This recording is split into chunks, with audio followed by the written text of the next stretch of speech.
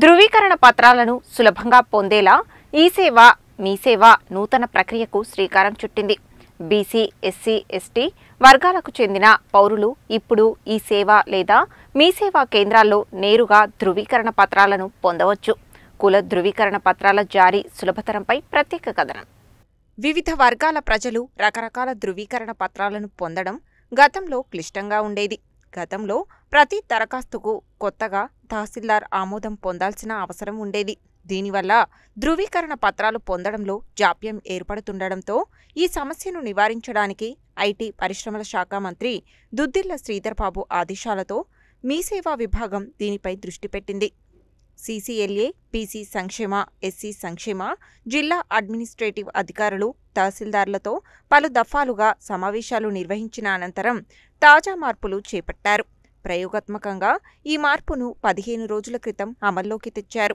ఈ మార్పు ప్రకారం కుల ధృవీకరణ పత్రం, ఆదాయ ధృవీకరణ పత్రం, నేటివిటీ సర్టిఫికేట్, రెసిడెన్షియల్ సర్టిఫికేట్లతో పాటు అగ్రికల్చర్ ఇన్కమ్ సర్టిఫికేట్లను ఈ సేవా కేంద్రాలే నేరుగా జారీ చేసేలా మార్పులకు శ్రీకారం చుట్టారు.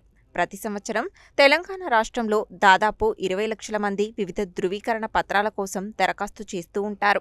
కొత్తగా జారీ చేసే సర్టిఫికేట్లో గతంలో ఆమోదించిన అధికారి వివరాలు, తిరిగి జారీ తేదీ ఉంటాయి.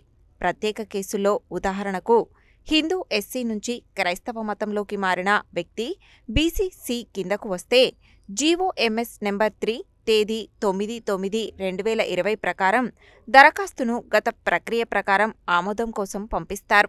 పాత సర్టిఫికేట్ నెంబర్ తెలిస్తే ఈ సేవ లేదా మీ సేవా కౌంటర్లో ఆ నెంబరును అందించడం ద్వారా కొత్త ప్రింటౌట్ పొందవచ్చు. నెంబర్ తెలియకపోతే మీ సేవా సిబ్బంది మీ జిల్లా, మండలం, గ్రామం, ఉపకులం పేరు ఆధారంగా శోధిస్తారు. వాటి ద్వారా ఆయా ధృవీకరణ పత్రాల కొత్త ప్రింటౌట్ ఇస్తారు. ఈ ప్రక్రియతో సర్టిఫికెట్లు తీసుకోవాల్సిన ప్రతిసారి తహసీల్దార్ కార్యాలయాల చుట్టూ తిరిగే భారం ప్రజలకు తప్పుతుంది. మనకి కొత్తగా గవర్నమెంట్ ఇచ్చిన caste income, residential, nativity certificate and agriculture income certificate resubmit చేసి మనకి సెకండ్ కాపీ ఇవ్వబడుతున్నది మన దగ్గర.